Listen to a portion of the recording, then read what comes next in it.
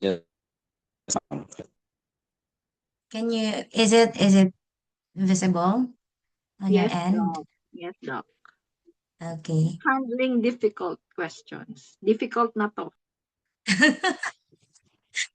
So, once again, good afternoon, everyone. And it's nice meeting you again for many days or months, I guess. So, Yeah, we miss you. I think there, I miss you too, ma'am. There are some students here or some of the chaplains which I'm not familiar with, especially with the new, there's a new batch, I think. What do you call your batch?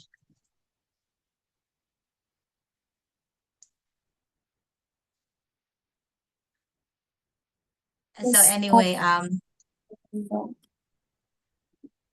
okay.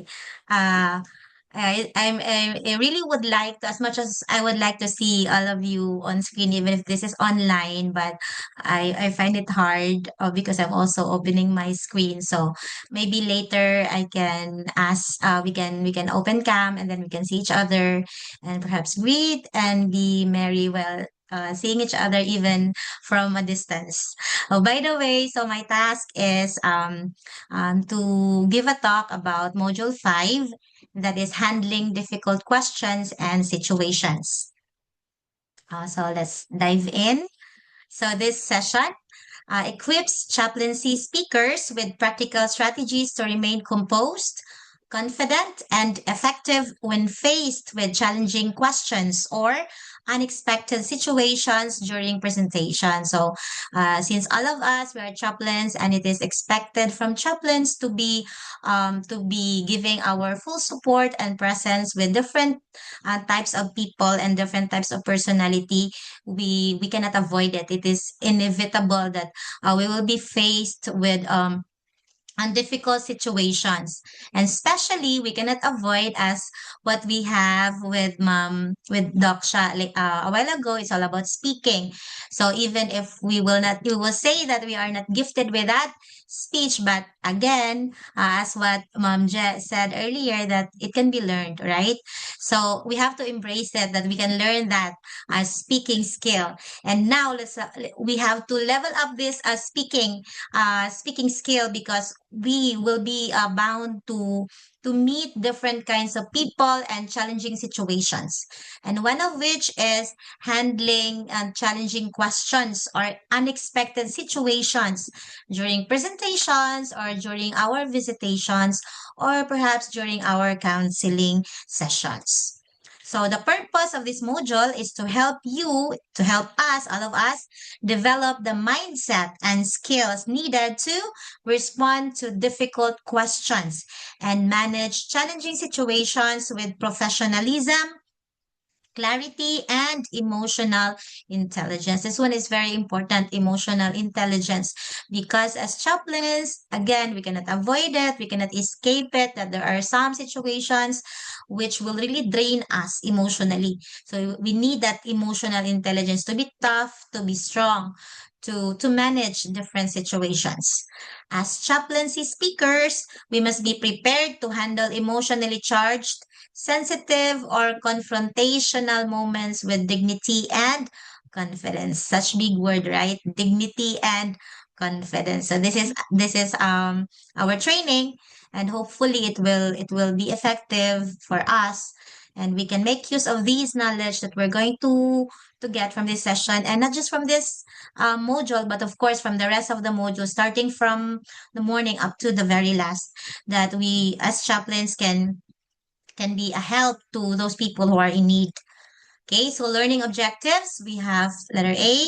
At the end of the session, you will be able to identify different types of difficult questions and challenging audience behaviors you may encounter.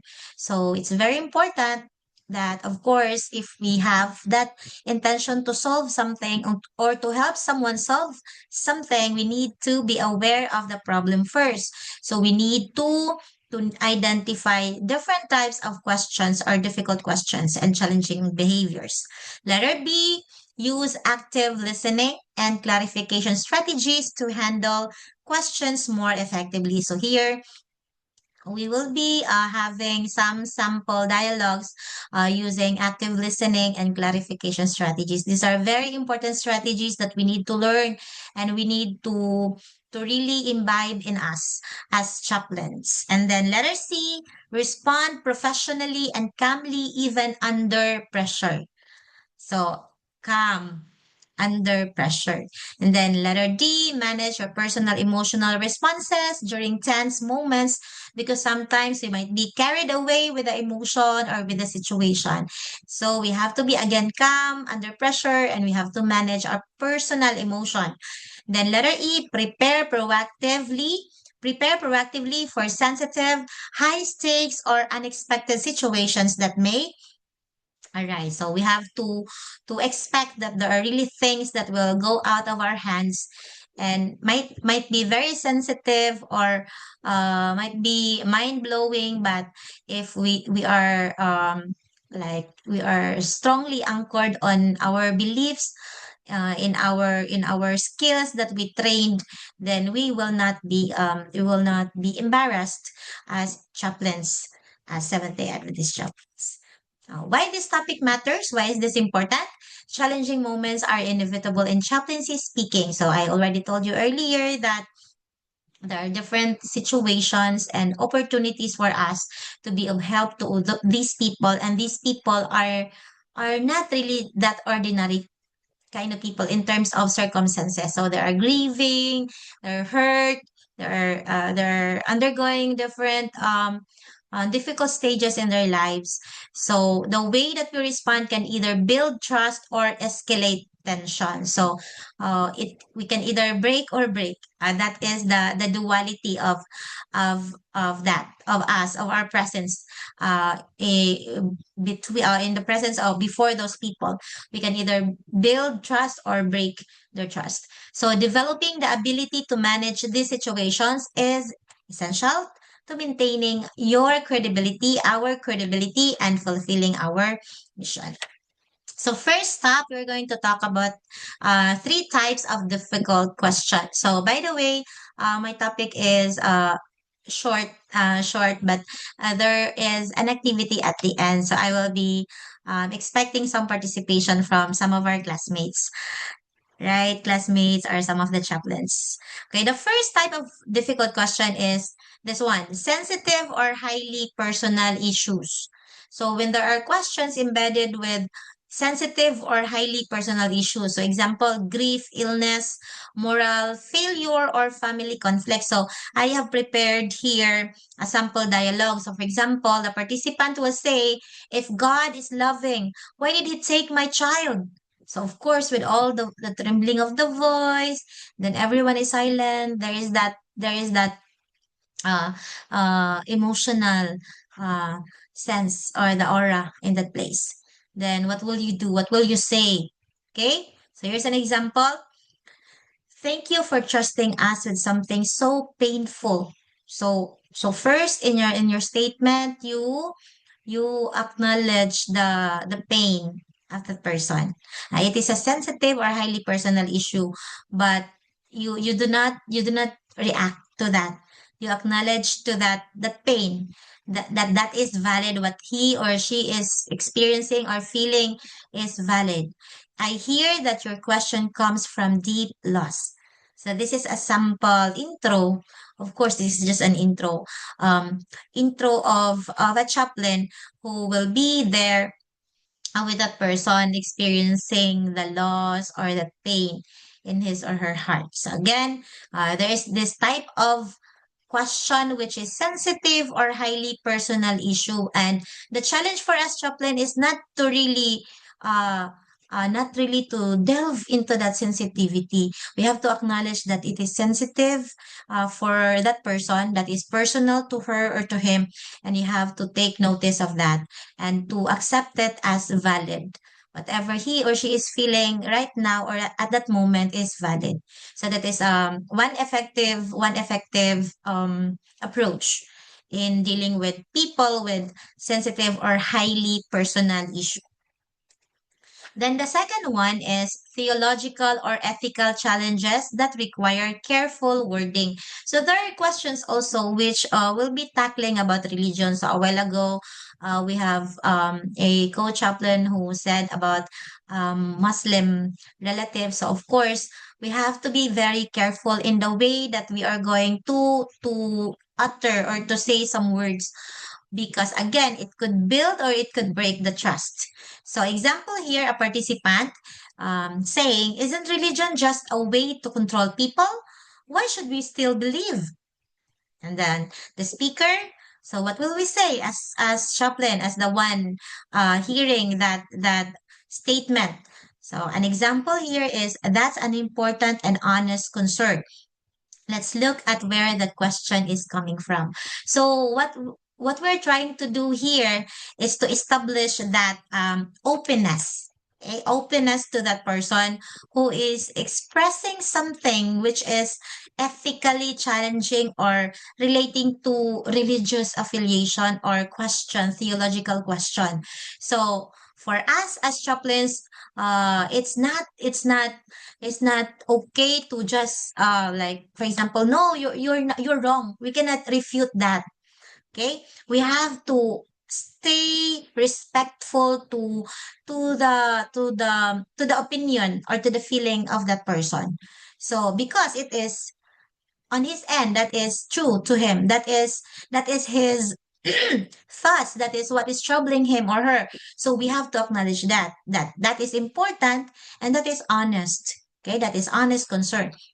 And then it's important also that we are open to hearing more from that person. So, like the second sentence or the second statement here, it says, let's look at where that question is coming from. So, here we do not judge. We do not judge. We do not automatically become biased or prejudiced, but we try to understand from the point of view of that person. Okay? So that is how we're going to deal with the second question, that is theological or ethical challenge.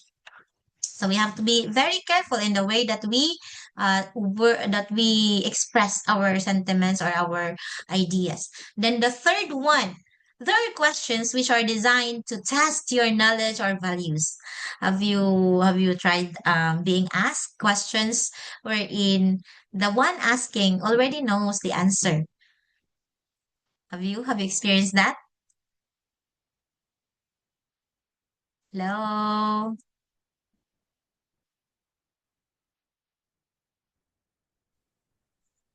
Yes, ma'am. Yes. All right. So who is that? Okay.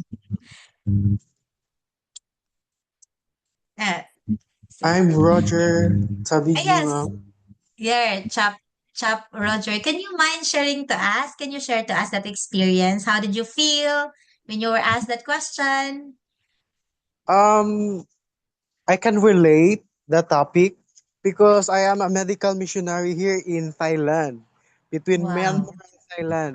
So one patient asked me, I am a medical missionary, and then one patient asked me, why God is love and give illnesses to me. Like for example, cancer, stage 4. So Mm, she asked me, why? If God is love, why he gave me this situation to me? So me, I am stuck and praying. So I will ask also to you, ma'am, how? So how do I say this one? How to tell that situation? mm. So were you able to answer that question, sir?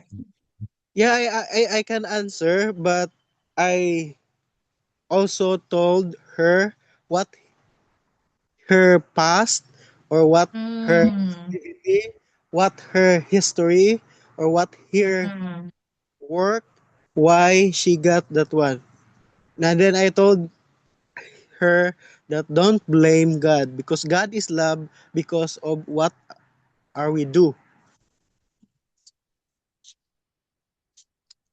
Okay.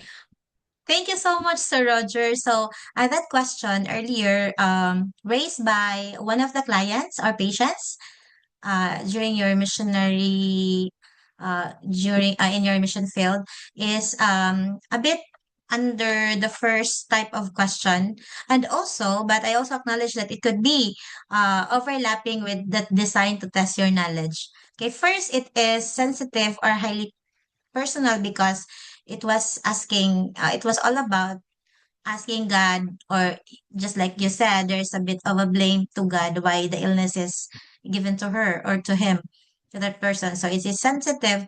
And then at the same time, it could be also two. Okay, theological. It's all about questioning God. And then it could also be three. Why? Because it could also be testing your knowledge as a missionary, right? So as chaplains or as missionaries, we are always faced with this kind of question. They could overlap, they could be contained in one question at the same time. Now, again, you're right, sir, when you said that it's all about there are things you were right when you said when you asked her what she underwent or what she has undergone, and the background of her background, because again we cannot just readily judge someone based on the questions that they raise, but we also need to understand where is she or where is he coming from. Okay, so that is one tip for chaplains like us, because as chaplains we are counselors also, and uh, we need to discover more from that person. We need to let them talk, and we need to have more listening. Later on we will know some strategies that is under active listening. So we need to listen to them more so that we know where we are going to insert, where we're going to say something that can help them, or maybe can help them realize. There's sometimes that we talk and we do not realize what we're talking about. Okay.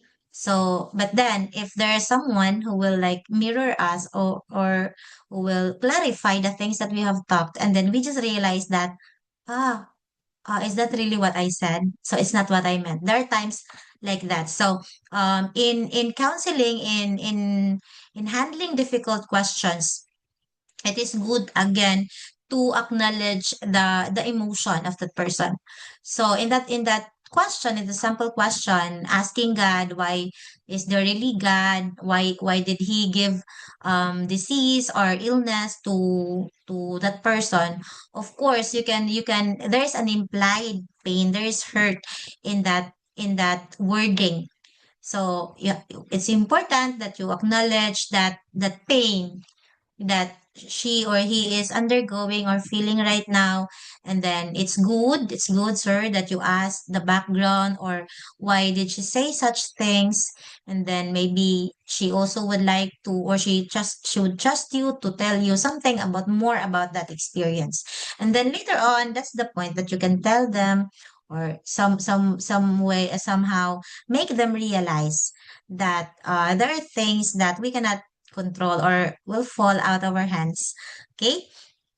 So let's get back to number 3. So designed to test your knowledge. So I can relate this to my grandfather. My grandfather, in our church, we are given, young people are given the chance or the opportunities to lead in the lesson review. So in the Sabbath school program. So there are times when I and my cousins will be uh, leading the review. Then he will ask us difficult questions, not a yes or no question. It's really higher order thinking skills questions. And somehow we get frustrated or annoyed because we know that he knew the answer. We know because our lolo, we really look up our lolo. He is really wise, a wise person. And so we know that he's really is intentional in asking that question because he wanted to test our knowledge. So again, there are times when we are faced with those kinds of questions, and we also have different reactions with those kinds of questions. And the same with those people whom we are going to counsel, or we're going to support or comfort. They will also have some questions to test our knowledge or values. As chaplains, they look up at us. Okay, so they have high regards, even for Seventh-day Adventists or even for Christians. They have high regards with us, with our personalities, and so they look up to us. And there are times that they ask question.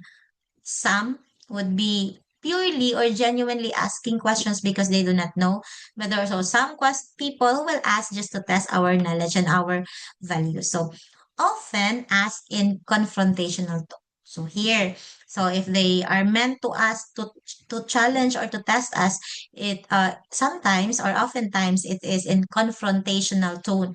So example, participants saying, "You say faith brings peace, but where was that peace during disasters and wars?" So, right? So sometimes we get carried away with this. Oh, the tone is really getting higher and higher. So, higher pitch. So, how are you going to manage that? How are we going to face this or to say, what are we going to say to the person? So, here's an example. "I appreciate you raising that." Okay, many people struggle with the same question. So if you have noticed, usually in the first and second lines or first liners of our approach is really to become to be what do you call this? To to be accepting, to accept, to acknowledge that what they are feeling or what they are thinking are valid and we acknowledge that and we're open to that, and that we also help them identify that and acknowledge also on their end that it is not just difficult for them, but it is also difficult with other people. Okay, so in this expression, it says here that you appreciate that it is being raised up, and that there are many people who also struggle with the same question. Then, why are questions becoming difficult? Why are there difficult questions? Number one, it's because it's not just the words that they're saying, but it's because of the emotions that is accompanying those words. It's the emotion behind those words.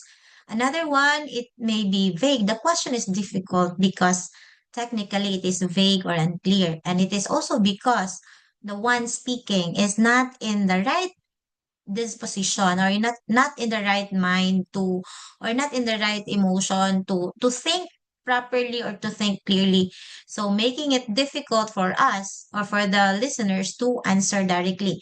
It may come from someone who is frustrated, grieving, confused, or angry, or it may arise from unrealistic expectations, such as expecting immediate answers for complex issues. So of course, we can relate to this much, right? So there are times when we are frustrated and we ask God, oh, that word, blaming God. We blame God. Why is this happening to me? When I follow his will, I follow his commandment. Why is this happening to me? Why are those people who are doing illegal things or doing bad things? Why are they enjoying life? Why are they at the crux or the prime of their life in the with their wealth and with all the things that they're enjoying, and why am I in this situation? There are cases or there are situations when people come to that level or to that stage of life. Even us as human being, we have some expectations, and sometimes we cannot just think straight, we cannot think clearly. We need some people, we need chaplains who will be our listening ears, who will be helping us analyze things and get through things by helping us analyze also our situation. And do not just judge or jump into conclusions. So number one strategy that we're going to learn is active listening. So perhaps you have studied this one in one of the classes that you have had in the Bachelor's of Divinity, so a major in chaplaincy, no? So number one, when a difficult question is asked, your first task is not to answer. What is the first task? Is to listen. So what is active listening? So when you say listening, it may looks like it's just passive, but active listening is really active internally, because you do not just listen and let it pass to the other ear. You listen and you analyze things. Then you listen and you empathize. You listen and you try to sympathize, you empathize, and give the questioner your full attention. So what do? You give full attention. You listen first, and then avoid interrupting or preparing your answer while they are still speaking. Have you experienced this one? Okay. So, perhaps in my case, I've experienced this one many times during classes. So when teacher is asking question, and then you are you listen to the first question, and then you didn't listen anymore to the rest of the guys talking, or to the rest of your classmates. You are focused on your own world of organizing your thoughts, what you're going to say, the right word that you're going to speak up, right? But of course, in doing counseling, in handling difficult questions, when you are in that situation, you have a grieving mother, the son or the daughter died, or they just lost their has the head of the family, and then they'll be asking you question, they'll be talking, and what do? You just listen. You listen to them. Then you stop thinking of what to say or what to say so that they will stop crying. Okay, you just avoid interrupting or preparing answer, because if you're gonna prepare it in your head, you cannot focus anymore. You cannot listen actively to them. And then show that you are listening through your posture. So how do we show that we are listening through our posture? So if you are listening attentively, the tendency is for you to lean forward, right? You lean forward, you incline, okay? And then your eyes will be looking at them, okay? And then what else? Eye contact. So that's important. Eye contact. The eyes, according to my professor, the eyes are the windows of your soul. So even if you just look at them and they can see you looking at them, they can feel your warmth, they can feel your comfort, the messages you're trying to tell them, even without talking. It can be reflected in the eyes. So it's very important to establish eye contact, and then calm demeanor. So oftentimes I am guilty of this because I am emotional. And then this is really one of my weakness. It could be in another way. It could be a dual sword, but oftentimes when I'm encountering emotional situations, I'm the first one to cry. But I have experienced it last year as a chaplain, so I really claim that chaplaincy by heart, even if I don't have much time. But as a teacher and as also as a guidance designate in our school, I started with that program wherein I chose every day. I chose 7 students in a particular section, and then we have that 30 minutes every day, and then we have that small circle, and then I let them pick a question. It's all about family, God, self, and all those dreams and realizations in life. Then I ask them to share something about themselves. And then, of course, we started with a prayer.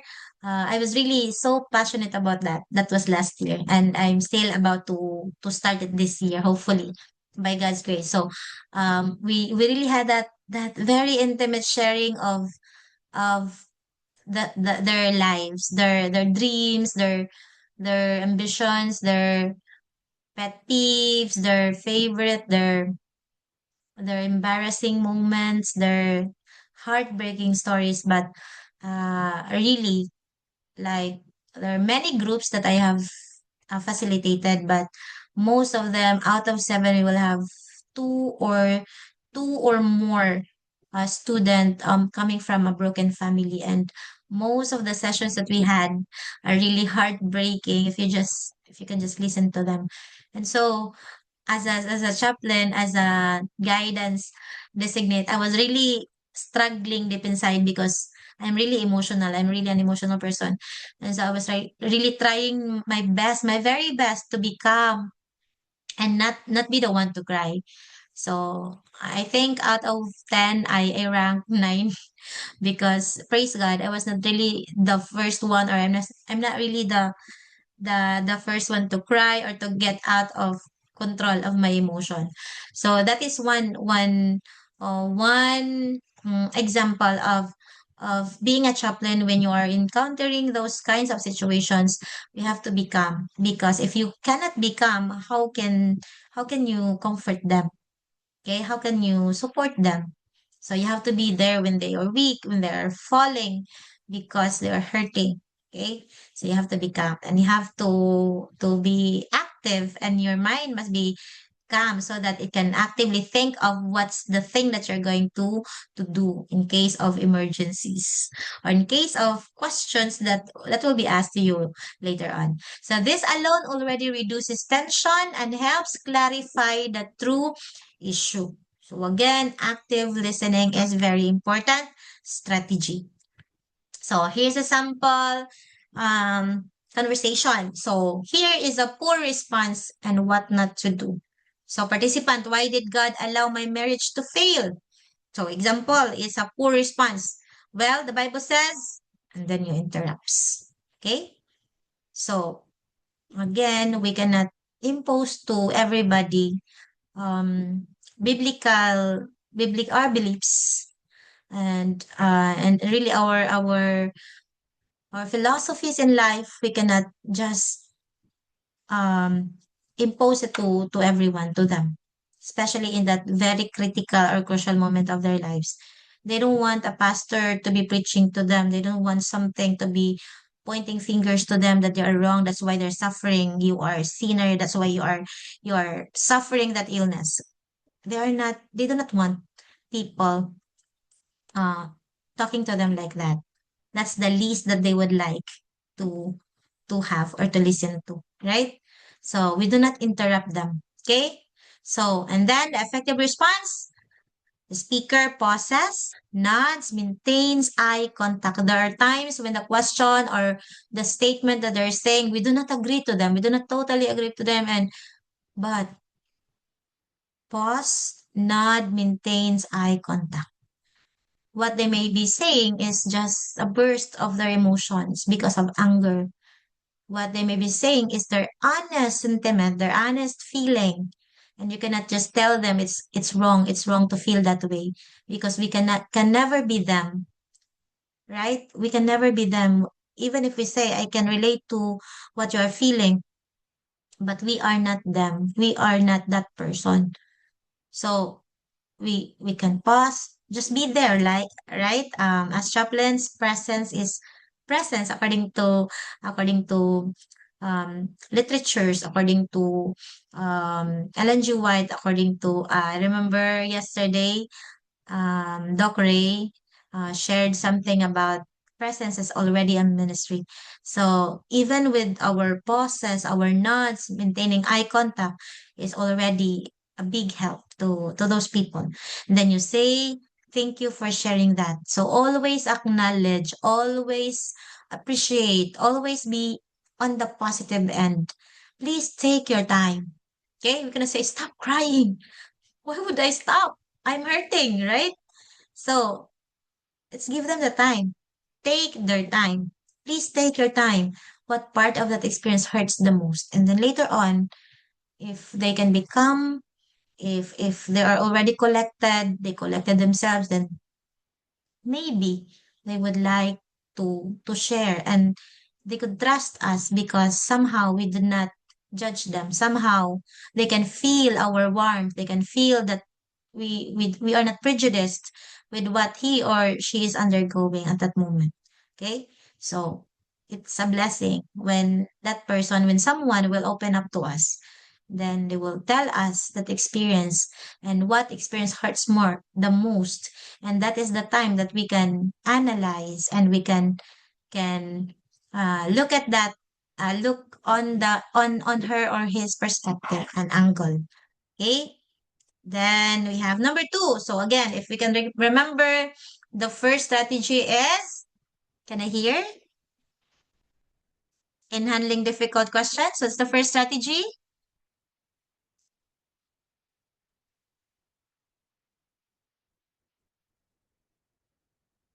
Hello.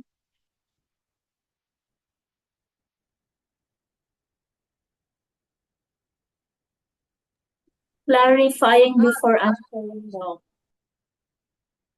Oh, thank you, Raquel. Oh, si Ma'am Raquel. Thank you, Ma'am Raquel. That's the second one. What's the first one, Ma'am Raquel?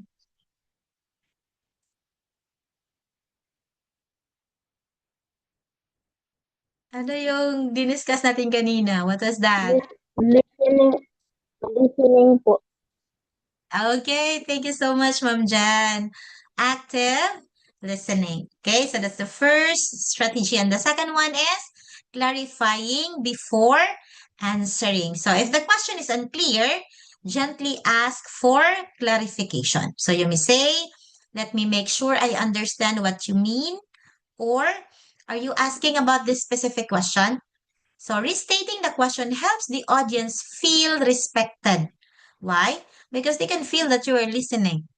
Allows you to confirm accuracy. Oh, on your end, you are also benefited. Why? Because you can confirm, you can validate, and gives you a moment to think. That's the second benefit. So if you're asked a question, you do not know the answer. Perhaps you do not know the answer because it is not clear. So you have to clarify it. You have to ask clarification question. Another thing, there is that question and you cannot answer it. It's because you do not know. But if you clarify it, you are given the time to ask. When you ask the words or the question, your head is also listening to you asking that question, and at the same time trying to untangle some things, some wires in your head, right? And yeah, at the same time, the moment that that person will be clarifying or will be answering your clarificatory question, you are also given enough time to think of the answer. Okay? So see, it's important. One strategy, second strategy, to restate the question, to clarify questions before answering. There are times when we are thrown a question and then we just answer swiftly without thinking, right? Without clarifying. Just like, for example, in my schooling right now also, you have to hit the target. What is the main point? What is the main main point that is being asked? So you have to hit the target. So again, you have to clarify before answering, or else you might be neglecting you might not be able to give the correct answer to the accurate answer. Okay, so example here, unclear question. So participant will say, don't you think the church has failed people? And then that's the question, right?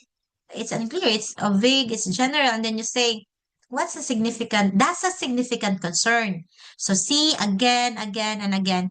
The first liner here is being positive about that question. You didn't say, why are you asking that kind of question? You didn't say that, but you acknowledge that it's a concern. And you can even further acknowledge that some people also think like that, right? So when you say failed, but here you're trying to clarify now. When you say failed, are you referring to leadership, doctrine, or personal experiences? Because when you say the church has failed people, it's general, it could be broad. Okay?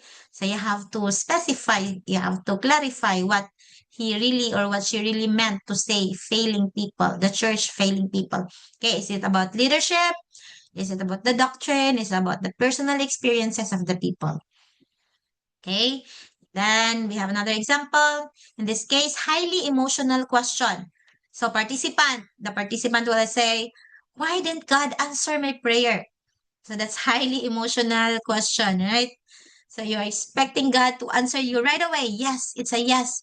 But then it's not answered. But only that she or he thinks it's not answered. Okay, so what do you say? Before I respond, may I ask, are you referring to a specific situation you're going through right now?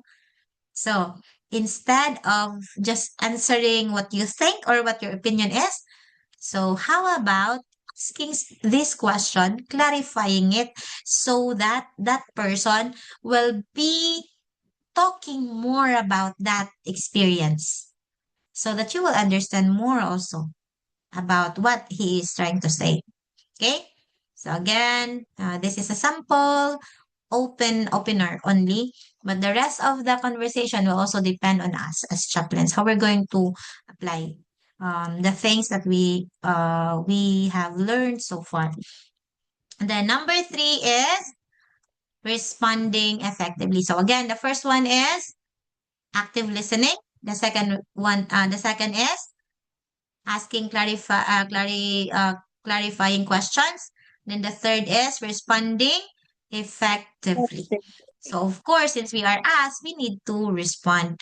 If we are asked, we cannot just rely on number 1. We cannot just say active listening is life. So even if they'll be asking you a lot of questions, you will not respond because you will just say active listening only. Of course, it will not be enough. Okay, so you need to again listen, try to analyze it, try to clarify it, try to confirm, try to um have more time to answer it. And then number 3, respond. That this is the last, responding effectively. When giving your answer, maintain a calm and respectful tone always. Calm and respectful tone. Keep your response concise. When you say concise, short, yet exact and full. And then honest. Of course, we need that honest response. If you do not know the answer, it is perfectly acceptable to say so.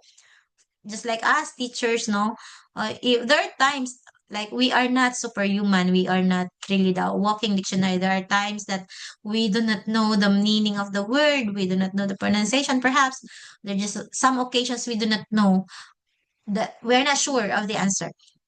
So let's not be like pretentious and say we know that when honestly we do not know. So it's better to be honest. So offer to check the information or provide a reference after the session. What matters most is your what? Integrity and transparency. So that is more acceptable and of course consoling to those people than being fake or pretentious that you know even if you're not, and to the point of giving wrong information or erroneous information or data to them. So your integrity and transparency is very important as chaplains. So example, when you don't know the answer, participant, what exactly does theology say about mental illness? Mm. And then what are you going to say? You do not know the answer, you're not sure. Okay, what if you're going to answer and that is exactly the opposite? No, our fears.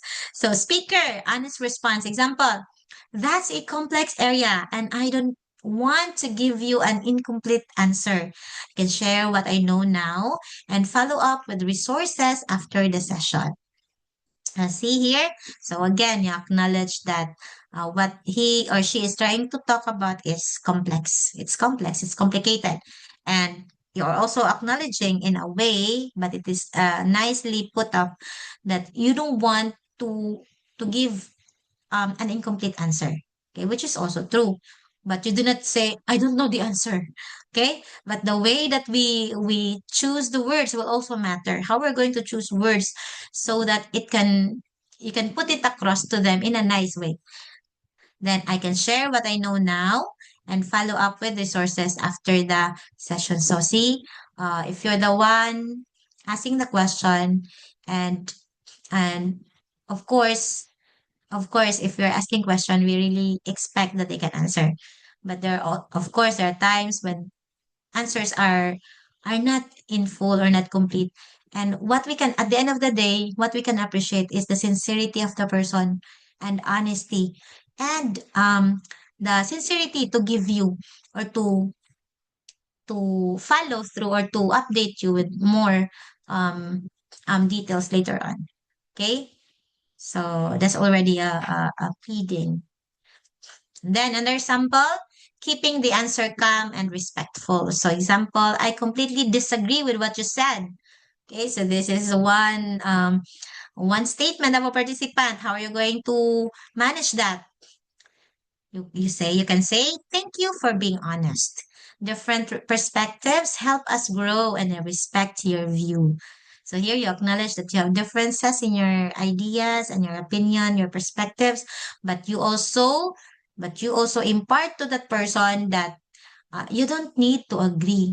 Okay, this is really one of the lesson that I get from some of our books, our literature. I think it is in the Elders Digest. So I was still, I think, I'm not yet married at that time. Then I read that Elders Digest, and then it really was really kept in my heart and mind every time that we can learn to agree to disagree. That term, that line, agree to disagree. So not all the time that you can agree with each other. Sometimes you can agree to disagree. Okay, so that is also one thing that we can share to them, that not all the time that people will agree with each other. And oftentimes there are times when there are conflicts, or there are differences in perspective, that we get to achieve more, or we get to discover something, ideas, or some ideas which is not part of that being agreed upon or not being disagreed upon. And that's another new idea, it's a new ideology, and that is one way of growing and learning more. So, above all, there must be respect, respect in each other's perspective. Okay, and then we are now down with our different strategies. Again, the three strategies that we had. So we have respond. The first one is active listening. Then the second one is clarifying before answering. And then the third one is responding effectively. Why are there difficult audience behaviors? There are always difficult audience behavior. Not all challenges come in the form of questions. So sometimes it's in the actions. Okay, it's in the behavior. Some audience members may display disruptive or hostile behavior, such as interrupting or challenging every point you make. Others may dominate the discussion or steer it off topic. Some participants may remain silent due to confusion or emotional distress. Each behavior requires a different approach. It could be at the end of the spectrum, at the end of the pole. Okay? Extremes. Some will be talking, shouting, crying. They will not listen to you. And others will not be talking. Whatever you say, they will not talk. Okay? They might be in trauma or in shock, or not in the mood to say something or to say anything. So there are really differences in the behavior which are challenging chaplains, counselors. Okay, sample, the dominating participant. The participant will ask, I will speak repeatedly, long explanation. It cannot be contained in the slide. So what are you going to do? What are you going to say? So the speaker will say, you've raised important points. Let's hear from others as well, so everyone can participate. Okay. There are really some people who really want to dominate the talk. They want to talk, talk, talk, and talk, and without giving chances to other people to explain also their side. Okay. So this is applicable for some like issues concerning more than one participant, maybe two or three, or there are different parties concerned. So again, as a speaker, as a mediator, if you're the one mediating, then you have to give chances to other people to talk also, but not to the point of insulting or hurting the one speaking. So again, you still need to positively point out um, the words or the act of the person. So by saying you've raised important points, that's also positive. And then, in a way, you guide him or her to think about or be sensitive about others as well. So we have to listen to them so that they can also participate. Okay, in this way, you are you are telling him something in a nice way, okay, but not to reprimand or not to insult him or her. Then another sample, the hostile participant. Okay, this one is hostile. The answer doesn't make sense at all. So, example, He asks you a question and then you answer. You're trying with all your sincerity to answer. And then that participant will just say, that answer doesn't make sense at all. How are you going to say? What are you going to say? How are you going to react? Okay? So you can hear that, you can have the sample. I hear your concern. Let's explore which part feels unclear to you. So again, you're going to go back to your answer. And then together with the participant, you're going to help each other to find out which part is unclear or which part doesn't make sense to him. Okay? And then another sample, the silent but distressed participant. Okay, so this one is the opposite. Participant avoids eye contact. The participant will not talk, look at you, will not talk, and appears emotional. Oh, there could be appealing emotional, or there are some people who are, we call it nonchalant. Okay, nonchalant. So what are you going to say? How are you going to handle this? As a speaker, you say after session. After session, so not during the time. Okay, I noticed you seem affected earlier. If you'd like to talk privately, I'm here. Okay, so this is an offer, okay, of your presence. Okay, so you are not expecting a ready respond to this, but at least you have delivered the message that you're ready to support him or her. You are there for to listen to him or her. Your presence is there. Okay, and then techniques for de-escalation. What is escalation? Is when you say escalate, you are going to increase or to heighten the emotion. But to de-escalate is the opposite. To de-escalate tense moments, stay composed and avoid reacting emotionally. Okay, so they said in some of the seminars also that I've attended, there are only two reactions or reactions reaction, and being reactive and proactive. So we have to choose the proactive, not reactive. Okay. So of course, to de-escalate tense moment, you have to stay composed and avoid reacting emotionally. Okay. And then use neutral and respectful language, such as, I appreciate your point. Let's explore that together. If someone tries to divert the session, gently redirect the conversation back to the topic. Okay, so for example, you're speaking. So this is not a one-on-one setup. Okay, for example, you're delivering a lecture or a seminar, and then someone is trying to distract. So you can try to divert the attention and gently, the word here is gently, redirect the conversation back to the topic. And then your calm presence will set the tone for the entire sample conversation. You say escalating moment. Participant. So are you saying my pain is my fault? So that is the question. How are you going to de-escalate that? So example here, you say, no, and I'm sorry if it came across that way. Your pain is valid, and my intention is to support, not judge. But of course, the way that you're gonna say it is also important. It matters. So it could be the word that you say, the tone, and of course the facial expression and all the actions that accompany. Because words are just taking, I forgot the exact percentage, but it's really more on the the nonverbal aspect that is giving more of the message compared to the words being said. Then another example is a redirecting off-topic discussions. Example, but what about politics and the church? But it's not the main topic, so how are you going to say that? So as a speaker, that's an important discussion, but to respect our time today, let's return to the main focus. So how did the speaker divert that?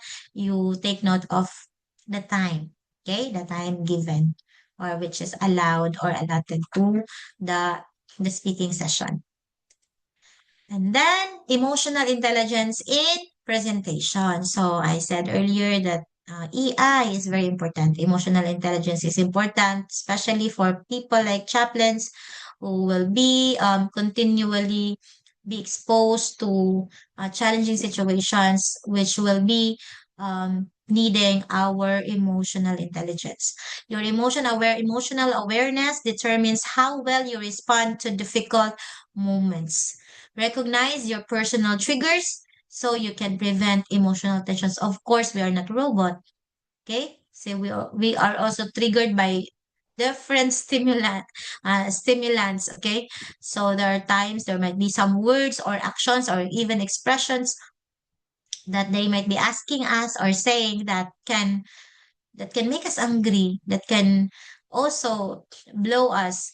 But we have to first recognize our personal triggers. What are the triggers that will make me angry, that will make me worried or sad or whatever extreme emotions? So you have to be aware, you have to embrace that, and of course, find ways how to manage and control that one. Example, this seminar is one way of trying to learn more about oneself. Okay, and one way also of growing and learning more skills or different skills that we can apply in the actual field of chaplaincy or in counseling, or even not just as chaplains or counselors, but also in our own fields as ministers, or as with different ministry that we have, even in our work areas or fields, we are there as a missionary. We're placed there by God as missionaries. So whatever we do publicly or even privately, it's a gauge of our character. So it's important to know and understand more of ourselves so that we can also be able to understand other people. Sample situation, the speaker recognizing personal trigger. So here the speaker feels defensive after criticism. So internal regulation. So you are feeling defensive because you have heard a criticism about you. So internal, this is internal. You're not saying first, but what do? Pause, breathe, respond, not react. Okay? Remember the word respond, not react. So first, before you respond, what do? Pause, and then breathe. Breathe in, breathe out, and then respond. Again, respond, not react. It's a different thing when you react. But when you say respond, you are getting to that important point in a way that is still respectful. Then the speaker out loud, I appreciate your honesty. Let me respond thoughtfully. Okay, so you're also accepting that and recognizing that there might be some instances wherein you are not very much thoughtful. So you appreciate that honesty, you appreciate that critic, and you are open to learning more and to improving yourself by responding it thoughtfully. Okay, so that's a sample situation. And then modeling emotional control. So participant, you say you're avoiding the real issue. If if the person will tell you that, how are you going to handle? The speaker will say, I understand it may feel that way. Let's slow down and address what matters most to you right now. Okay? So again, you are trying to help and facilitate the the emotional journey of the person. So he or she might be thinking that that is not the answer, that is not what he or she needs at that very moment, but you're trying to make her understand and also accept or recognize that feeling, and that you understand that the feeling of that person, and tell him or her to slow down and address what matters most to him or her at that very moment. Okay, so this is the last slide. So, by the way, I'm showing you here our class picture of the Gamma batch. So, in chaplaincy, let me share to you this a final quote or quote. In chaplaincy speaking, difficult questions are not interruptions. They are what? Invitations. They invite us to listen deeply, respond compassionately, and model calm faith under pressure. So again, it's all about being calm under pressure, and the questions are not really there to discourage us, to criticize us, to threaten us, or to put us in a negative spotlight, but they are actually signs or cries of help. They are invitations for us to help them. Okay? To listen to them deeply and to respond compassionately. So that's the end of my topic. And then here's an activity. I don't know if we still have time, but I will be asking. Anyway, this is just 1 to 7. So there are statements that I have here in the slide, and there are also some clues how you're going to respond it. And I'll be calling. I don't wait. I'll be calling some people to share their respond, how they're going to respond. You can answer it in 1 or 2 sentences, just like the sample that we had in the slides earlier. Okay. Okay, number 1. So this is the statement of the, like for example, the client or the person. I prayed so hard. I'm sorry. Okay, asan na? Okay, wait. I prayed so hard, but my loved ones still died. I feel like God ignored me. And then, participant, this is your task. Respond in a way that acknowledges pain without correcting or preaching. Can we ask someone to share his or her respond? How are you going to respond to this?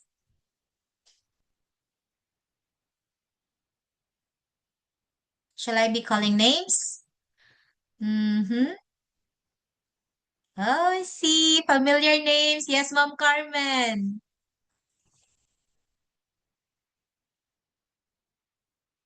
Are you there, Ma'am Carmen?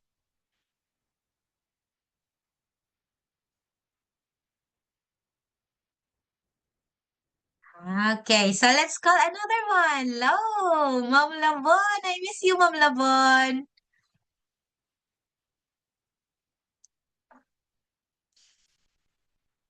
Hello, Ma'am Labon. Sir Nilbert.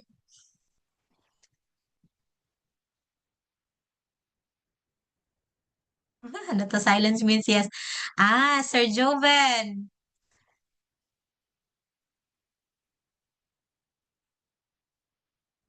Nandito ba si Sir Joven?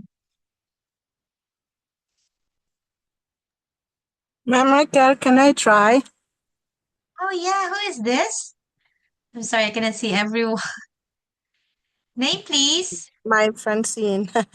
Francine. Geraldine, alias Francine. No, I'm sorry, Ma'am Je. Oh, it's you. Sige. Ma'am Je, you're the first owner, Ma'am Je. Sige, Ma'am Je. Okay. By the way, thank you for this topic. Before I answer that, I just want to say that this topic that you share is not easy if you for some people, because it's like a communication skills that we need to have. And I can just see like that relating sometime even with raising the kids, you know, that they have those Yeah. questions like this, like that, and how to handle their reaction, their rejections, their questionings, many when they have many things to say. And I would just say like, oh, it's a skill that I have to pray for God to give, because one of part that you say that being able to speak, agree to disagree. Oh, that one Yeah, is yeah. a very hard one. Is Yeah, yeah. sometimes that's why sometimes my husband said, before you answer, you can say something nice first and like that. But I say, why? It's for me, sometimes things are either black or white. And you say, Yeah. instead of saying, you can say, oh, thank you, I appreciate Lord, this and that, before you throw whatever the negative that you have in mind. And when I listening to what you're saying, it's like really, it's a skills like a lot of us need to practice because it's not Yeah, sure. innate to us. It's really something that we have to learn to do. It's not everyone who, it does not come naturally to us. And we can see that also with our children. And sometimes as a parents, we feel like our children can do better in responding, but it's just some way that we also, we, like my sons always tell me, Mom, we are learning from you. And so like, oh my Mm. goodness. So it said like, you still need to respond with respect or something like that. But thank you that for that, just like to remind us that we need to make an effort. We really need to make an effort to do this one because it will not come naturally, but we have to be conscious of doing it. And hopefully with this reminder, I will be more conscious of making an effort, a point to when we have communication with someone to apply those skills. Yeah, because it's a skill to manage. It's really a skill. Yeah. So now in the question that you give, I pray so hard, but my loved one still died. I feel like God ignore me. And I think in this one, all the so we can maybe say um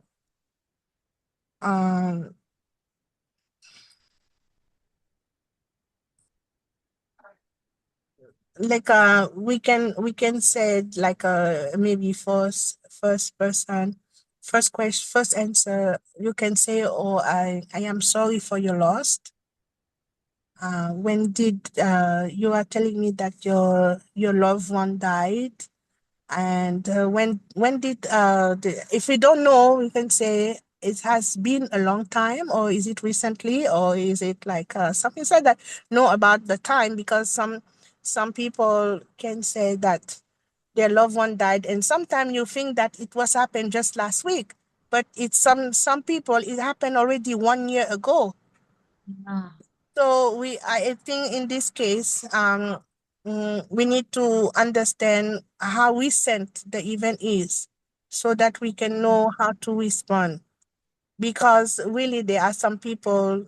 Uh, uh, my friend was telling me, a lady, her son died, but she talks as if it was yesterday, and she Yeah. used to Some go people to have, sleep in the cemetery. She goes sleep in the cemetery or something like that because she doesn't want to accept. So that's why I said, Mm. I will said, when did your relative died? It's important to Mm. know the time frame, and Mm. then we can say that uh I know how hard it is to lose a loved one, because me too, I lost my grandmother, I lost my father, I lost my husband, like that. Was I lost my loved one that was so dear to me, and I can relate to your pain.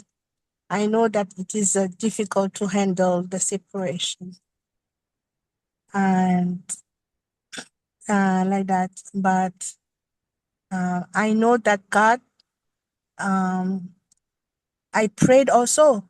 I prayed also for my loved one, but you can say, but God has chosen to let them rest for their pain, because um, as much as I want my loved one to remain with me, but I acknowledge that his pain was too heavy for him to bear.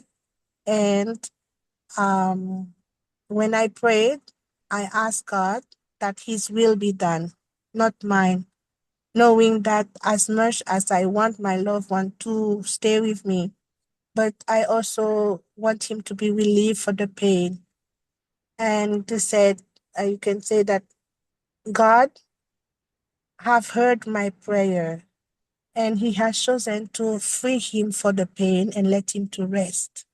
So for me, the way I handle this, I just thank God that he had answered my prayer, maybe not on the way that I was expecting, but in a way that bring relief to my loved one. And for me, it took me a while to accept the answer of God, but I know with God's power, He will also help you to accept His will, and you will recover with this situation, looking at this in a positive way. You Wow. don't want the one that you love to suffer, because when he suffer, you also suffer. But now that he's free from his suffering, that you also, God can help you also to heal and to heal from your pain and suffering. Yeah, something like that. Wow. Thank you so much, Mom Je. Okay, thank you so much. I really appreciate Ma'am Je for sharing that to us. And also earlier you said about being following all these strategies is not easy. It's really true.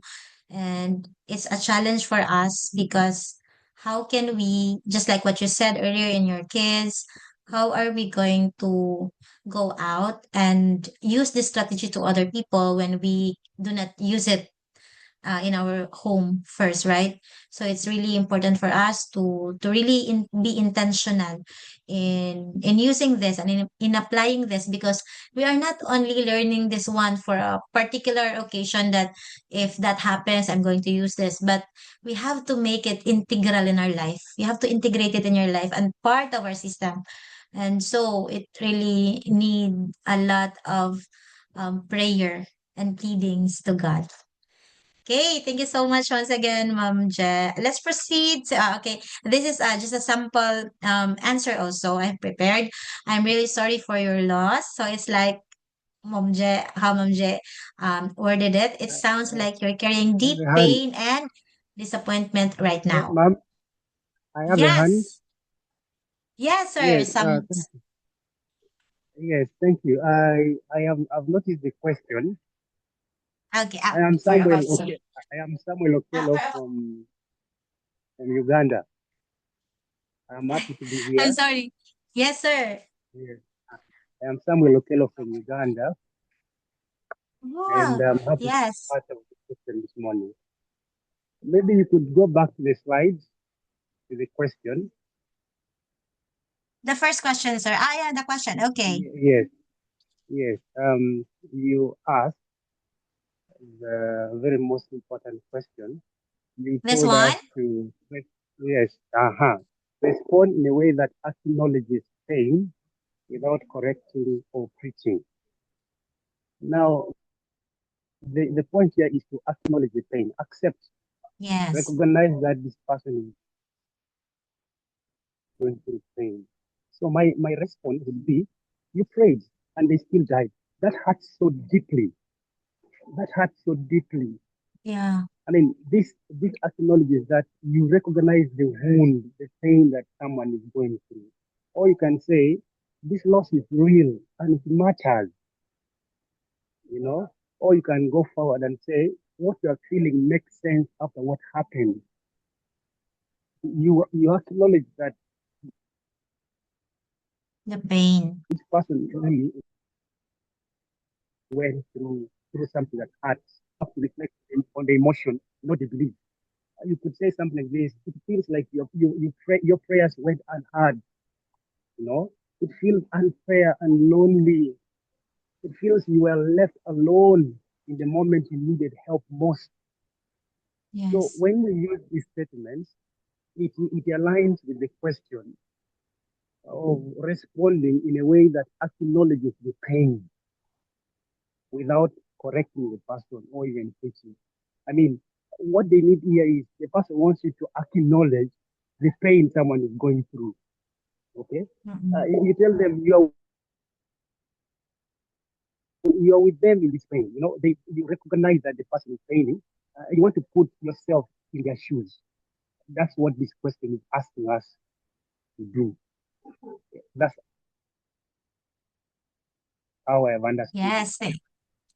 or you Okay. can say, Yes. or you can allow unanswered questions to exist also. Okay, something like there are no answers that fix this right now. Some questions don't have words big enough yet to answer. You don't have to make sense of this today. We cannot make sense of this question right now. Okay, so in this word, you acknowledge the pain that someone is going through. If they give you room to say more words after, then you can bring words of comfort and all of that. Thank you. Thank you. Okay. Yes, thank you so much, Sir Samuel, for that sharing. It's really true. No, we have different ways of expressing or responding to a person's pain or grief. Okay, so of course we have different way to how you're going to word or how you're going to express. As long as again it is respectful and you acknowledge and you acknowledge the feelings of the person you're talking to. Okay, so by the way, we still have more lines and maybe you can also share your answer.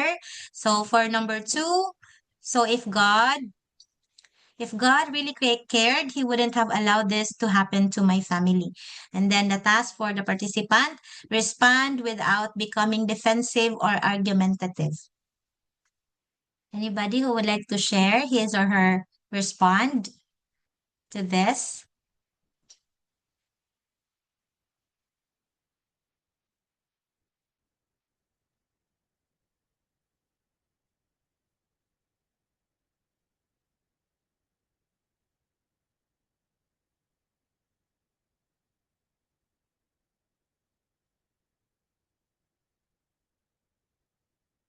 Okay, so I see. So we are I think that will be all for today. So I just gave you 2 examples for you to try on. But anyway, these are just sample statements, but there are more or there are even more I can difficult try than to these statements respond. that we can hear as chaplains. So hopefully you get to learn some This is strategies Samuel. Can and try. techniques. Hello? So, I was saying I can try to respond.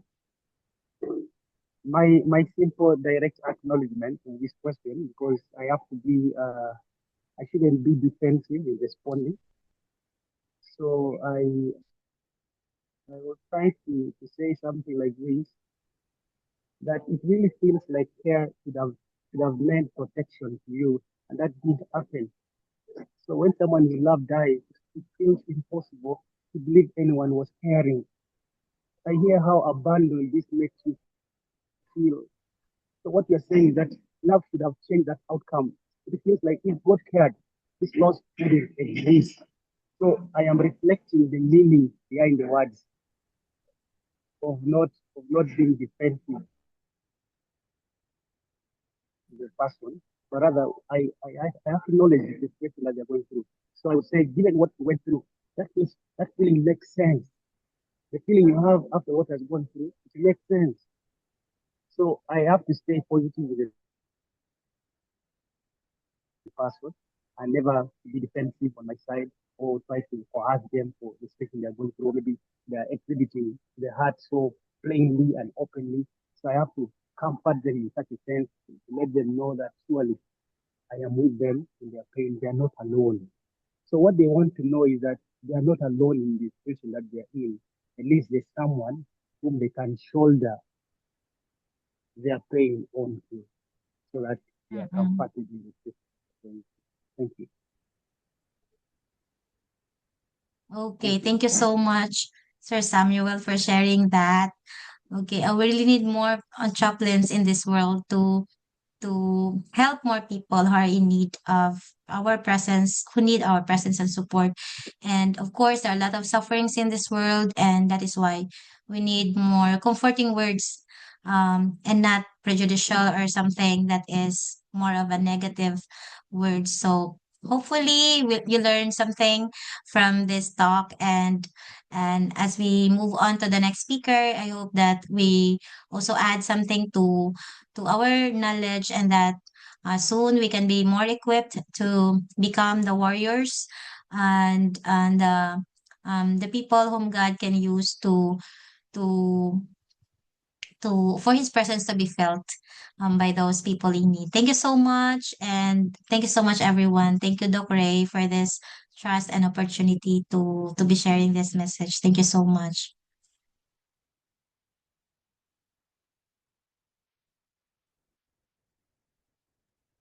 Thank you, Doc, Rachel.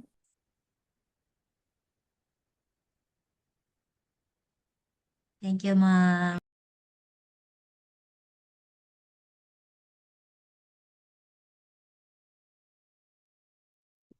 I don't know if I am audible.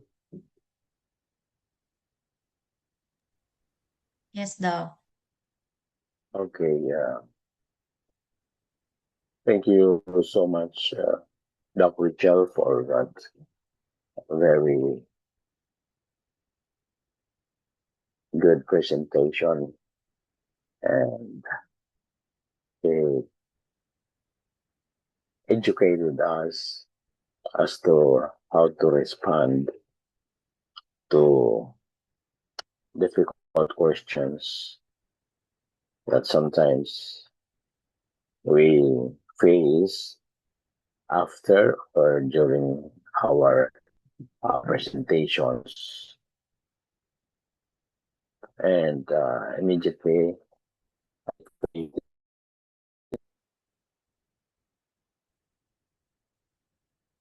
I created a, what do you call this? Like that star.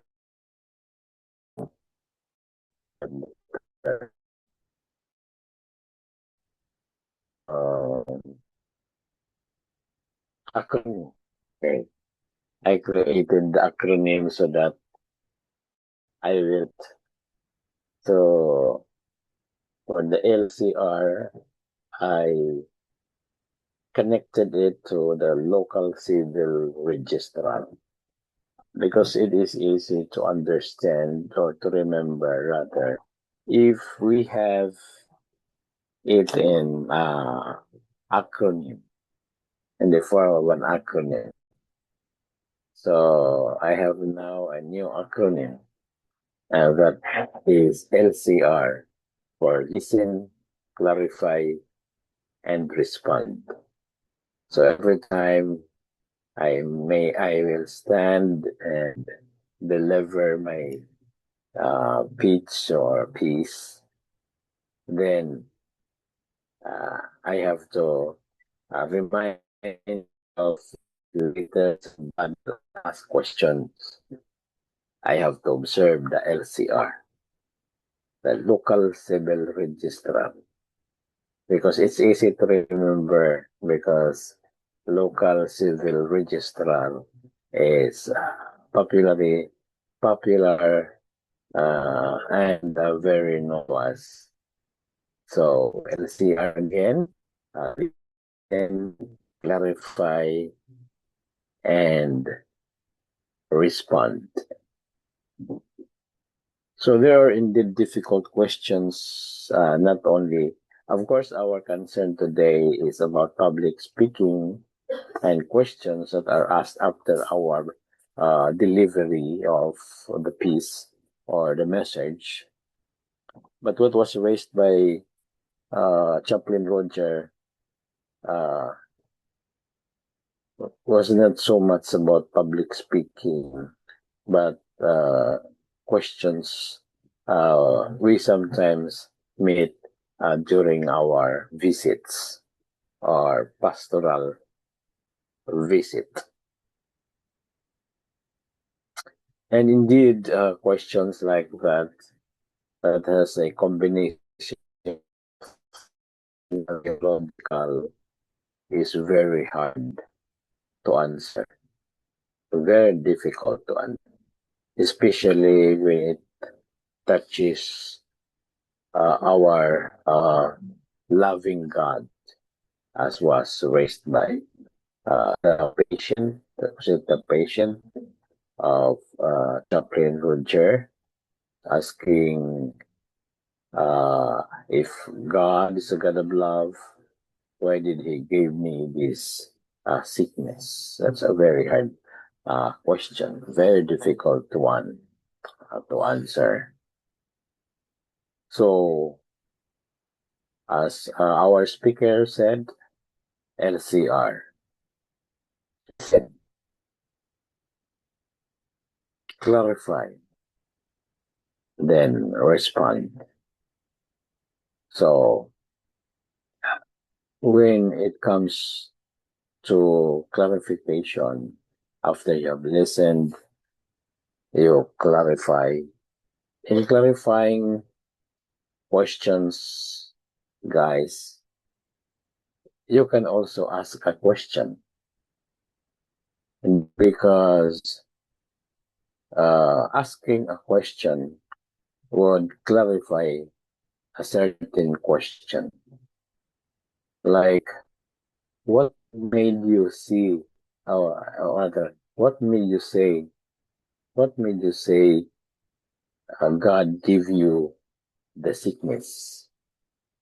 Do not ask why, because although there are situations, so we have now shifted to counseling. This is just an exemption. We will be tackling this. Actually, we have already tackled this many times, but we will still be tackling this in our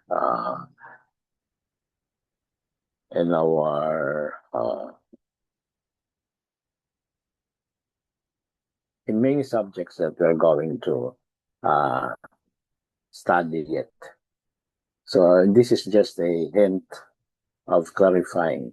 To clarify is to also ask a question. So we're discouraged, although there are exceptional, that you can use the word or the question why, but why tends to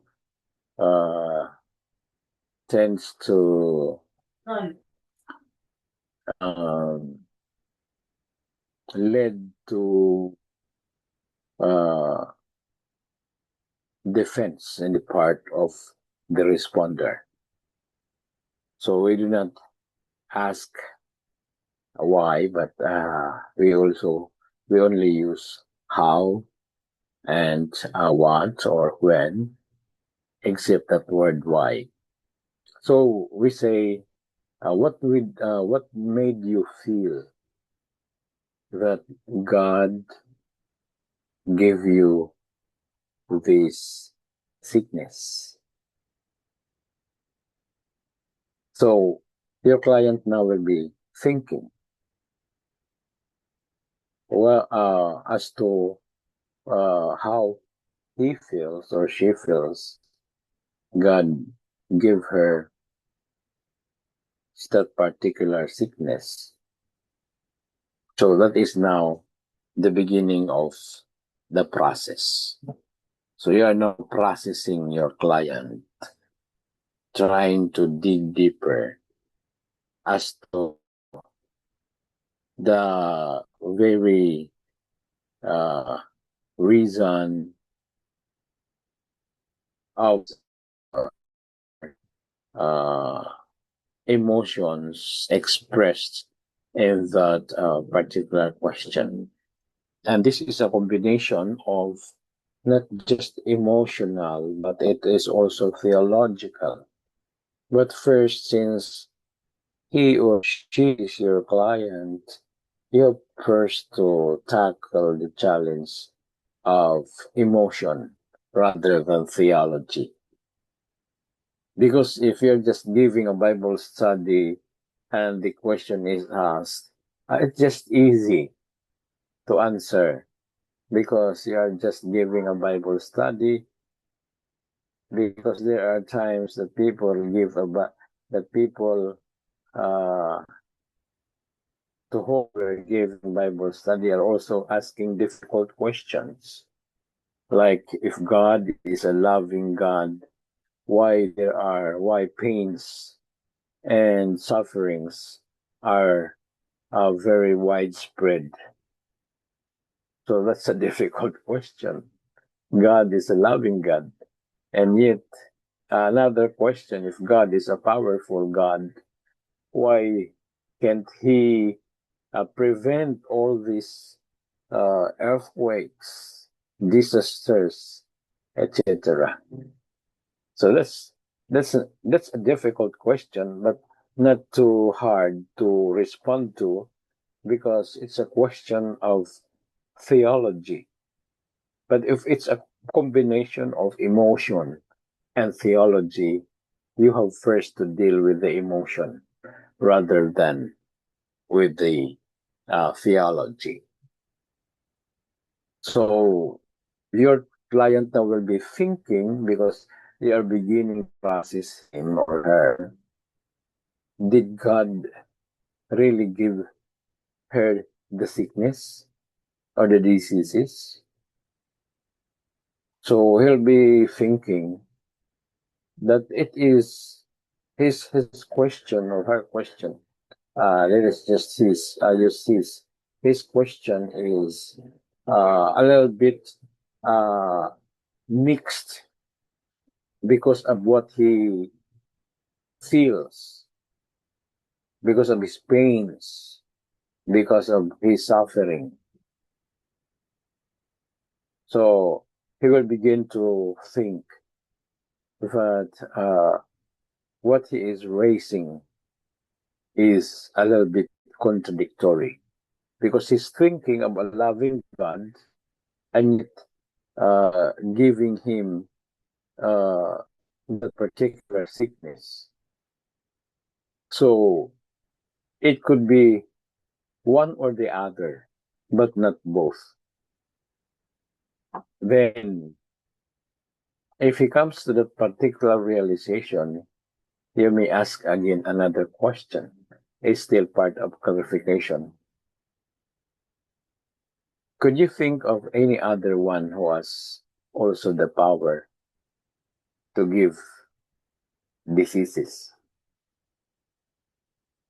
So, from listening to him, and you have allowed him to express his emotion, you're now trying to, because the question is a combination of both emotion and theology.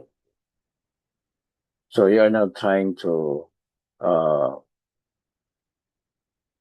explore, is there any other one? So what will come up will be Satan. Satan. So we are now releasing God from the mixed question, and we are now focusing to the very reason why there are diseases, there are pains and suffering in this world, and it's because of Satan. So this is how we clarify questions that we may be able to effectively, and so on and so forth. So that will be a particular review of the laws of, you'll then be exploring and reviewing the natural laws that God has given, like the cause, the law of cause and effect, the natural laws, then to health laws, something like that. So that as you process your patient or your client, he would come to realize that everything was because God gave us the freedom of choice. So that is the very core of all these questions of pains and sufferings in this world. So like cause and effect, the natural laws. What is part of the natural law? If you jump, you will not jump to heaven. You will really jump, and you are bound to go down to the earth below from where you jump. you'll go back to earth. If you throw a stone to the sky, it will not go to heaven, because the natural law is that the law of gravity pulls back the object and you yourself. So when you say, for example, nadulas ka, naligid ka sa bukilid ba, sa bukid, you cannot just say and pray to God, Lord, make me roll back up to the hill, that you will really roll back down, because that is the law of nature. So you cannot just pray the law of nature, because God will not answer something like a prayer but is not in accordance to his law. So there is always that law, and Satan is the one who is trying to break that law, like the laws of health. If you always eat fatty food, then most likely you will become hypertensive, like me, because I am always, or I was always tempted to eat foods. Dito nilang balbacoa, paborito. So we always have to take foods like that. We say something like, di na sa ako eh. It will not really happen to me. But it will happen. If not now, later. Because that is the natural law. That is the law of health. So, clarifying questions will lead to the point where you can begin to respond to the real question of your client. So, well, as I said, this is not actually a chaplaincy lecture. This is public speaking. But thank you very much once again, Dr. Rachel, for sharing us the principles of answering questions like the difficult ones. And my takeaway is the LCR, the Local Civil Registrar. What again is the Local Civil Registrar? What is listen, clarify, and anybody for the last letter? Respond. Respond. Very good. So that's it. So we raise our thanks, Dr. Rachel, presenting the very good presentation, this particular topic relating to our public speaking, because this is very, very important for us as chaplains, as we serve as resource speakers, especially for an international audience. If we're invited somewhere outside the Philippines, even if we just speak in pure Bisaya or Tagalog, because our audience is pure Bisaya and Tagalog, then we are already an international speaker. That's it. Okay. So let's go to the next presenter. And I think the next presenter is Dr. Gela, and he's speaking from Dubai.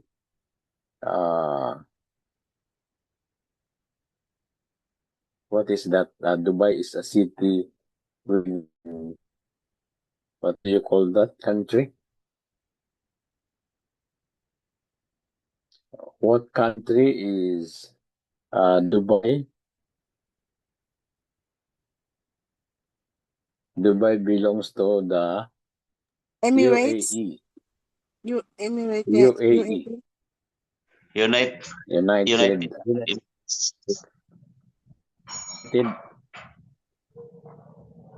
Arab Emirates, something like that. Yes, UAE. United Yeah, Arab Emirates. Okay, thank you very much. I'm thinking United American Emirates. So, is Dr. Gila already there?